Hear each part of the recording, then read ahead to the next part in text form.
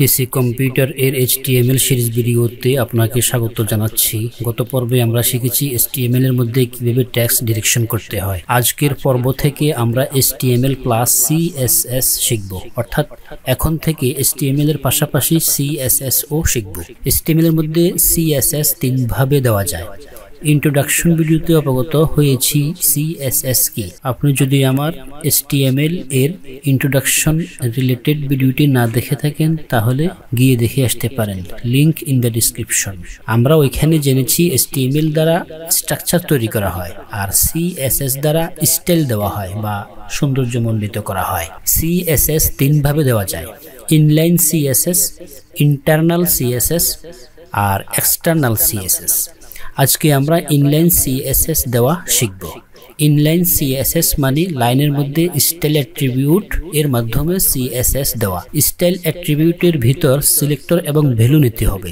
যেমন দেখুন, এখানে আমি দুটি সিলেক্টর নিয়ে আসছি, ঠিক আছে, এবং দুইটি ভ্যালু নিয়ে আসছি।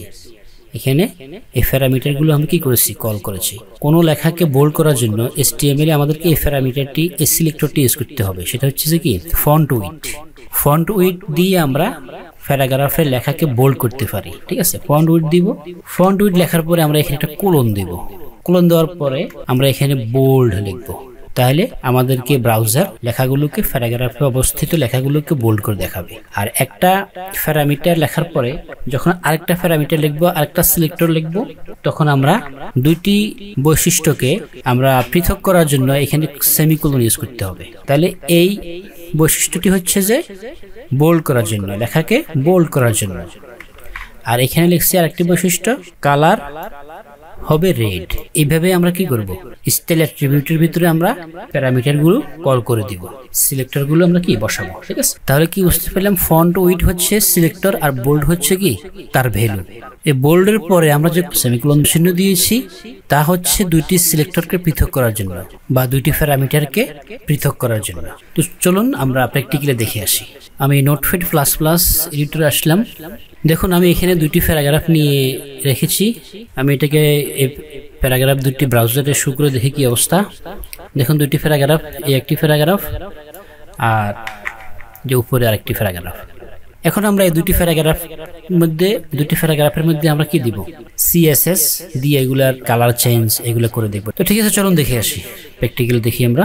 এট ফার্স্ট আমি এখানে দিলাম, আমরা অবশ্যই জানি অ্যাট্রিবিউট ট্যাগের বিগিনিং পার্টে হয়, ঠিক আছে। এখানে স্টাইল ট্যাগটাকে নিয়ে নিই, STYLE, style equal to double quotation, ঠিক আছে। ডাবল কোটেশন এটা লিখলাম font, FONT, font with GST, font with colon bold, BOLD। Save দিলাম, ব্রাউজারে আসলাম, রিফ্রেশ দিলাম।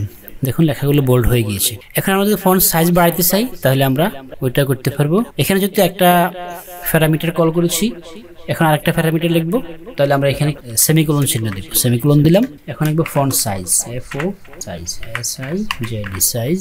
ফন্ট সাইজ কত? ফন্ট সাইজ মনে করেন আমি দিলাম 20 পিক্সেল, ঠিক আছে। সেভ দিলাম, ব্রাউজারে আসলাম, রিফ্রেশ দিলাম। দেখুন বড় হয়ে গেছে, ফন্টগুলো বড় হয়ে গেছে। এখন আমরা যদি কালার চেঞ্জ করতে চাই তাহলে কালার চেঞ্জ করতে পারি। তাহলে এখানে আরো একটি প্যারামিটার নিতে হবে, আরো একটি বৈশিষ্ট্য যোগ করতে হবে। সেটার জন্য আমরা এখানে সেমিকোলন দিয়ে পৃথক করলাম, লিখলাম কালার, COLOR, কালার কোলন দিলাম, কালার দিলাম অরেঞ্জ বা গ্রিন, গ্রিন দিলাম GREEN, গ্রিন, ঠিক আছে। সেভ দিলাম, ব্রাউজারে আসলাম, রিফ্রেশ দিলাম। দেখুন গ্রিন হয়ে গিয়েছে।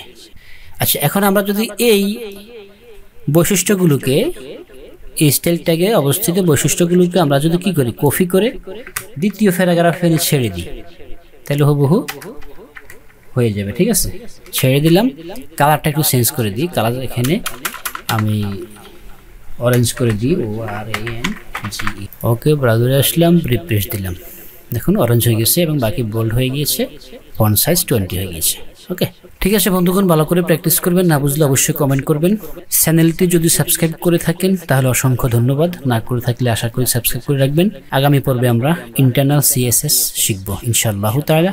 প্রত্যাশা থাকবেন এই আশা ব্যক্ত করে আজকের জন্য সমাপ্ত করলাম। ভালো থাকেন, সুস্থ থাকেন, মহান সৃষ্টিকর্তার নিকট এই প্রার্থনা করে আজকের মতো বিদায় নিলাম। আল্লাহ হাফেজ।